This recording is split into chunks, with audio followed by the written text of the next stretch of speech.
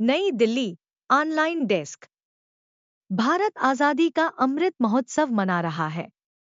ये वक्त ऐसा है जब भारत लगातार विकास के पथ पर अग्रसर है। एक समय था जब मुगलों ने भारत पर कब्जा कर राज किया। फिर अंग्रेजों ने धोखे से भारत की जमीन को कब्जा कर इसको अपने अधीन कर लिया। लेकिन आज का भारत ऐसा नहीं है कि कोई भी इसकी तरफ आंख उठाकर देख सके। आज भारत अपनी रक्षा खुद करने में समर्थ है। आज का बदला भारत दुनिया के मानचित्र पर खास मायने रखता है। 1612 पहली बार ईस्ट इंडिया कंपनी ने व्यापार के बहाने भारत आई थी। उस वक्त देश के अधिकतर इलाकों में मुगलों का शासन था। कारोबारी रिश्ते रखने के बहाने ईस्ट इंडिया कंपनी ने धीरे धीरे पूरे भारत में अपनी जड़ें जमा ली थी।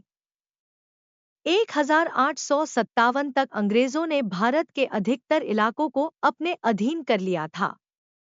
1857 में ही भारत की आज़ादी के लिए सबसे पहली मशाल मंगल पांडे ने जलाई थी।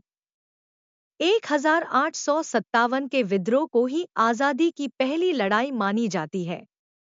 1857 के विद्रोह को भले ही अंग्रेजों ने बड़ी बेरहमी से कुचल दिया था, लेकिन इसके बाद भी ये चिंगारी इस वक्त तक अंदर ही अंदर पूरे देश में फैल चुकी थी। 1857 से 1947 के बीच के 9 दशकों तक देश में छोटे और बड़े विद्रोह और आंदोलन होते गए, जिसके बाद भारत को आज़ादी मिली। इतनी लंबी जंग के बाद जो आज़ादी देश को मिली, उसकी एक बड़ी कीमत देश को विभाजन के रूप में चुकानी पड़ी थी।